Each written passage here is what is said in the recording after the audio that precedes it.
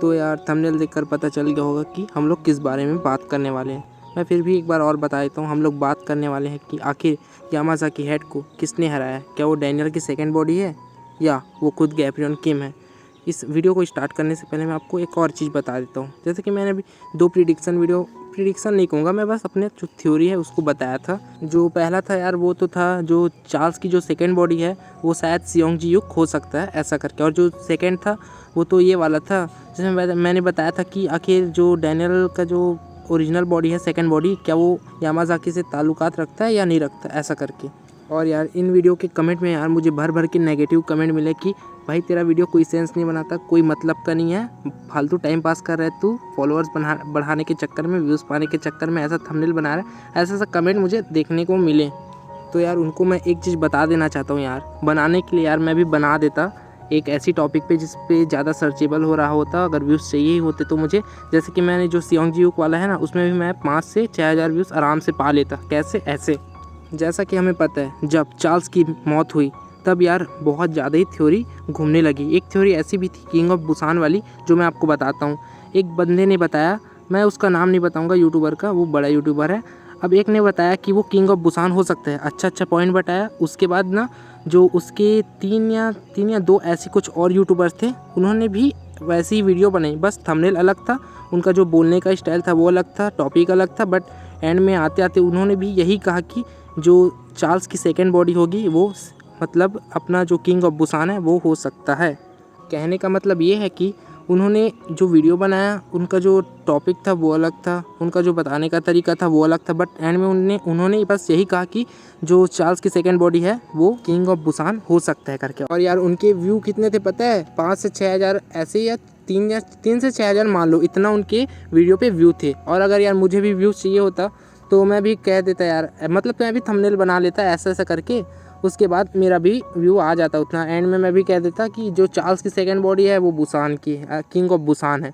But यार मेरा जो बताने का तरीका है वो थोड़ा सा यूनिक है यार, मैं पॉइंट को जोड़कर बनाता हूँ, कुछ नया बनाता हूँ। और ऐसा भी नहीं है कि मैं ऐसा कहता हूँ कि जो यामाज़ाकी क्लैन है वो एलियंस की तरफ से कुछ वरदान दिया गया, ऐसा कुछ नहीं बनाता। जो पॉइंट होता है उस हिसाब से मैं बनाता हूँ। और यार मैं उन यूट्यूबर को भी कुछ नहीं कह रहा हूँ जो कि ये वीडियो बनाया है, क्योंकि यार उन्होंने भी कुछ रिसर्च की होगी, अपना जो थ्योरी उसे बनाया होगा, तब वो जाके ऐसा बता रहे हैं हमें। तो मैं बस ये कह रहा हूँ कि मैं भी ऐसा बना सकता हूँ। बट मेरा जो कॉन्सेप्ट है वो थोड़ा सा यूनिक है यार, मैं पॉइंट को लेता हूँ, ढूंढता हूँ और उसके बाद उसे वीडियो में कन्वर्ट करता हूँ कि ऐसा हो सकता है क्या, ऐसा करके। मेरा जो वीडियो है वो व्हाट इफ़ जैसा है। मेरा जो थ्योरी है वो प्रिडिक्शन वीडियो जैसा नहीं है, मेरा जो है वो व्हाट इफ़ है, मतलब क्या ऐसा हो सकता है, ऐसा टाइप से। तो चलिए अब वीडियो को स्टार्ट करते हैं।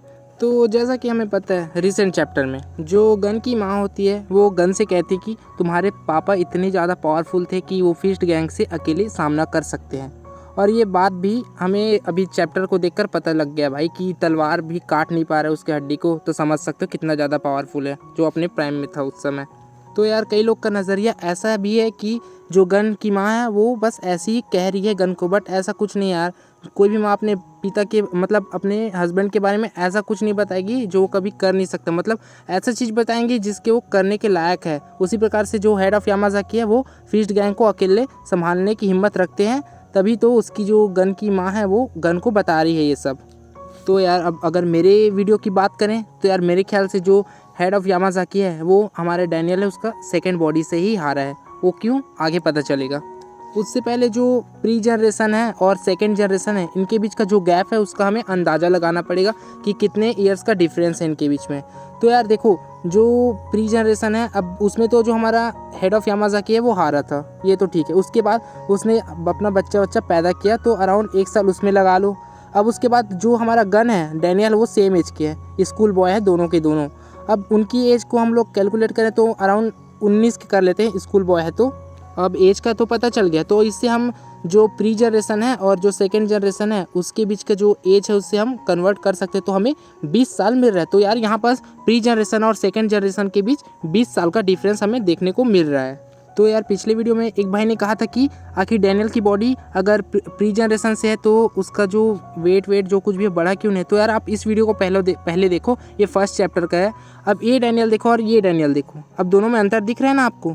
अब तुम लोग मुझे बताओ कि आखिर ये यहाँ से यहाँ कैसे पहुँचा। अब बस मत कहना कमेंट में कि बॉडी वॉडी बना रहा था, ट्रेनिंग कर रहा था, 1 साल में ऐसी बॉडी बना लिया, ऐसा मत कहना। क्योंकि और भी अदर कैरेक्टर हैं वो लोग भी ट्रेनिंग करते हैं, बट ऐसा एवोल्यूशन नहीं हुआ। इसके बारे में तुम मुझे बताओ। बट जो हमारा सेकंड बॉडी है यार, उसे पक्का सर्जरी की होगी। क्योंकि यार इस वाले फोटो को देखो, फ्यूचर डैनियल का, और ये वाला देखो, दोनों थोड़ा डिफरेंस तो लग ही रहा है। तो इसका मतलब साफ है कि इसका तो सर्जरी हुआ ही होगा, तभी ये ऐसे से ऐसा हो गया। और यार कोरिया में तो सर्जरी होता ही रहता है कि बुढ़े व्यक्ति को जवान बनाना। लाइक तुम लोग माइकल जैक्सन को देख सकते हो, क्या इसे कोई कह सकते हैं कि ये कोई बुढ़ा व्यक्ति है? उसी प्रकार से यार जो हमारा डैनियल का सेकंड बॉडी है वो भी यार सर्जरी करके इस शेप में ला लिया गया होगा मेरे ख्याल से। तो अब बात आती है कि आखिर सेकेंड बॉडी की क्या दुश्मनी है हेड ऑफ यामाजाकी से यार। तो मैंने इसी वीडियो में आपको बताया था, अब मैं फिर से नहीं बताऊंगा क्या था ऐसा करके। और जो हेड ऑफ यामाजाकी था वो यार इतना बस कहा है कि वो कोरिया में है। ऐसा नहीं है कि कोरिया में सिर्फ जो गैप्रियन किम है वो बस पावरफुल है यार। सैम डेक को मत बोलो, वो भी उसी जनरेशन से आता है, वो भी बहुत ज़्यादा ही पावरफुल है। बट वो अलग फील्ड में रहता है। अपना जो गैप्रियन है वो तो गैंग वैंग में रहता है, वो अपना फौज वौज वाला है, वो बंदा अलग फील्ड में है। कहने का मतलब है सैम डेक बहुत ज़्यादा ही पावरफुल है, प्लस उसके जैसे और भी बहुत ज़्यादा पावरफुल पर्सन होंगे कोरिया में। इसलिए कुछ कहा नहीं जा सकता कि आखिर जो हेड ऑफ यामाजाकी है वो किससे हारा है। बट अब आप लोग सोचेंगे कि यार हमें तो साफ बताया गया है लुकिज़म में कि जो गैप्रियन किम है उसका लड़ाई जो हेड ऑफ यामाजाकी है उससे हुई थी, तो ऐसा करके बताया। तुम तो अलग ही थ्योरी निकाल रहे हो। तो यार उसके बारे में मेरे पास भी कुछ पॉइंट है, वो आपको थोड़ी देर बाद पता चलेगा। तो यार एक ब्रदर ने कहा था कि जो कॉपी स्किल है वो जनरेशन टू जनरेशन पास होती है, लेकिन मैंने कहा था कि वो जनरेशन टू जनरेशन पास नहीं होती है करके। तो उसके रिप्लाई में एक ने कहा कि जो जोहान है उसकी कज़न हारू वो भी कॉपी स्किल यूज़ करती है, ऐसा करके मुझे कमेंट किया था। तो यार उसके लिए भी मेरे पास कुछ बातें हैं जो कि आपको जाननी चाहिए। अब जैसा कि आपको लगता है कि जोहान कॉपी स्किल यूज़ करता है और हारू भी कॉपी स्किल यूज़ करता है, तो लगता है कि ये जनरेशन टू जनरेशन पास होता है, जो दोनों कुछ ना कुछ रिलेटिव है ऐसा करके। लेकिन ऐसा कुछ भी नहीं है, क्योंकि यार जो हारू कर रही है वो कॉपी मास्टरी नहीं है, वो सिर्फ उसको ट्रेनिंग कर रही है, जिसके कारण उसने ये टेक्निक को कॉपी किया है। अगर दूसरी तरफ देखूं तो जो वॉरेन ली है वो भी भाई मैनेजर किम से CQC सीखा है, प्लस वो हार्ट बीट रोक देता है ना, वो वाला टेक्निक भी सीखा है। तो अब मैं ये इसको भी कह दूँ क्या कि ये भी कॉपी एबिलिटी यूज़ कर रहा है करके। और इसको भी छोड़ो, रही बात हम अपने गन के बारे में बात करते हैं। गन जो कि यार बहुत ज़्यादा ही जल्दी सीख जाता है, किसी भी चीज़ को बहुत ज़्यादा ही मास्टरी कर लेता है। तो अब इसे भी हम लोग कह देंगे क्या कि ये कॉपी स्किल यूज़ करता है? ऐसा कुछ भी नहीं है, क्योंकि कॉपी स्किल और ट्रेनिंग करके कॉपी करना दोनों में बहुत बड़ा अंतर है। जो डैनियल होता है वो यार पलक झपकने की स्पीड से कॉपी करता है, जिनको ट्रेनिंग करनी पड़ती है। लेकिन डैनियल के केस में ऐसा नहीं होता है। जोहान के केस में भी ऐसा है, वो बहुत डैनियल की तरफ 1 सेकंड में तो नहीं, बट उसके जैसा ही बहुत ज़्यादा ही फास्ट कर लेता है नॉर्मल व्यक्ति के कारण। तो इसका भी ये मतलब है कि जो कॉपी स्किल है वो ब्लड टू ब्लड रिलेटिव नहीं होती है। बैक टू टॉपिक, जैसा कि मैंने कहा था कि गैप्रियन किम ने शायद हेड ऑफ यामाजाकी को नहीं हराया होगा, जो हराया वो डैनियल की सेकंड बॉडी है। और मैं आखिर ये क्यों कह रहा हूँ कि आखिर डैनियल की सेकंड बॉडी ही जो हेड ऑफ यामाजाकी उसे हराया है, मैं इसलिए कह रहा हूँ यार क्योंकि लुकिज़म अपने एंडिंग के नज़दीक है। और ऐसा नहीं है कि 8 महीना 10 महीना 12 महीना इतने में जो लुकिज़म है वो ख़त्म हो जाएगा, अभी बहुत महीना बाकी है। बट कहानी के हिसाब से देखें तो एंडिंग के नज़दीक में है। अभी हमें एक कहानी को बताया जाएगा, जेम्स के बारे में भी बता सकते हैं, गैप्रियन के बारे में बताना है, और एंड में जो हमारा डैनियल की सेकंड बॉडी है उसके बारे में भी बताना है। उसके बाद इन सब का जितना भी कहानी है वो कंप्लीट हो जाने के बाद जो हमारा बचता है वो है फाइनल बॉस की ओर, जो कि है अपना गीते किम और चार्ल्स सोई। यही दोनों होंगे हमारे फाइनल बॉस जो लुकिज़म है उसमें।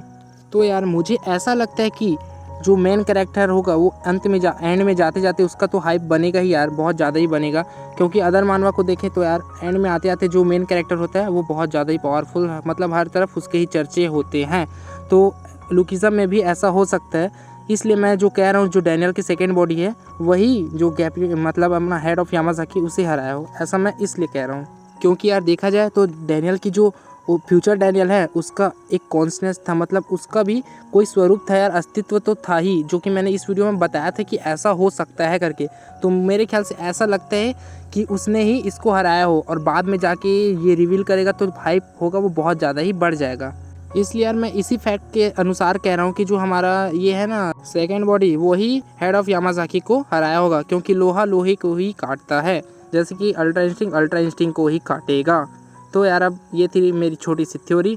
अब आई नो मुझे पता है कुछ भी रिलेटेड नहीं करता होगा, आपका टाइम वेस्ट भी होगा, बट ये थी यार मेरी छोटी सी थ्योरी। अगर आपको कोई अच्छी सी थ्योरी पता है तो आप यार मुझे कमेंट में बता देना, जिससे मैं बता सकूं कि इस भाई ने मुझे कमेंट किया, मैं ताकि उस पर वीडियो बना सकूं अगर रिलेटेड होगा तो, क्योंकि मेरी तो उतनी अच्छी रिलेटेड नहीं है। और हाँ, सॉरी आपका टाइम वेस्ट खाने के लिए, बट ये थी मेरी एक छोटी सी थ्योरी। अब मिलते हैं किलर पीटर के 60वें एपिसोड में। Tata bye bye.